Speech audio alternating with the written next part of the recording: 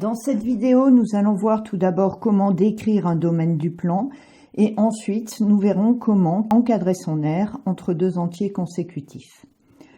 Donc voilà, la partie rose là est une partie du plan. Il s'agit de la décrire. Donc en fait, de quelle partie du plan il s'agit? Eh bien, il s'agit de la partie située au-dessus de l'axe des abscisses, d'accord? Et puis entre la droite ici, qui est la droite d'équation x égale 1. Pourquoi?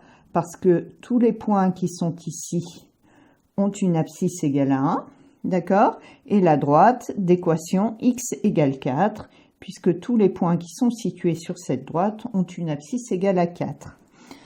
Et enfin, cette partie du plan est sous la courbe CF, qui est la courbe de la fonction f.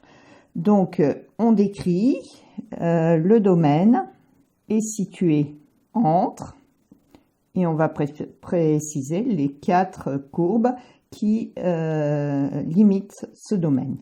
L'axe des abscisses qui est ici, la droite d'équation x égale 1, qui est cette droite-ci. De l'autre côté, la droite d'équation x égale 4, qui est celle-ci, et la courbe de la fonction f. Le domaine est décrit. Alors maintenant que le domaine a été décrit, on va encadrer son aire entre deux entiers. Donc la première chose à faire, c'est de déterminer quelle est l'unité d'aire. Donc on voit ici, on a 1, ici on a 1, donc ça va être facile. L'unité d'aire, c'est le petit rectangle ici. Alors il fait 1 sur l'axe des abscisses, une unité de longueur de l'axe des abscisses. En vertical, il fait 1, une unité de longueur de l'axe des ordonnées. Pourquoi ces deux longueurs ne sont pas égales? Parce que l'échelle sur les deux axes n'est pas la même. Et donc, on obtient une unité d'aire. 1 multiplié par 1 égale 1.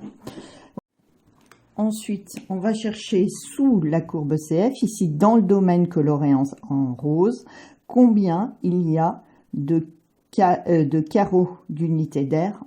Donc, on regarde. Ici, là, ces 3 carreaux sont entiers. Donc, on va colorier cette zone-là. Pourquoi je le fais en vertical? Il y a une raison que je vous donnerai plus tard. Donc, à l'intérieur du domaine, dans cette zone-là, on a 3 unités d'aire entières. D'accord? La quatrième, on ne la compte pas parce que ça coupe au milieu. Ensuite, on regarde pour la deuxième colonne. La deuxième colonne, elle compte aussi 3 unités d'aire entières.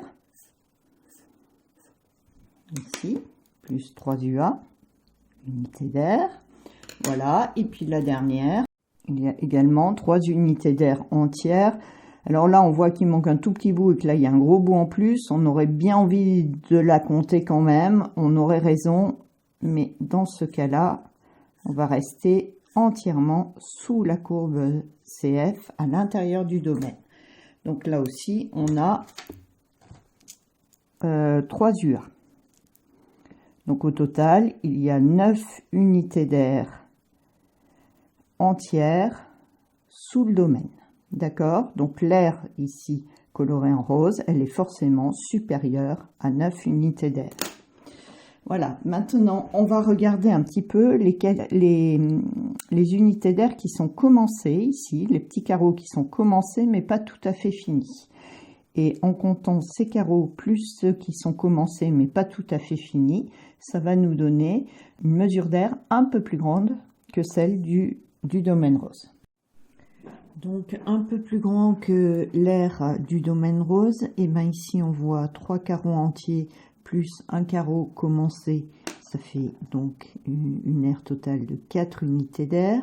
Sur la deuxième colonne, 3 carreaux entiers plus un carreau commencé, ça fait aussi 4 unités d'air ici. Et enfin sur la dernière colonne, 3 carreaux entiers plus 3 carreaux commencés, ça fait au total 6 carreaux, 6 unités d'air. Donc au total 4 plus 4 plus 6, 14 unités d'air, qui est ici un majorant de l'air de la surface rose.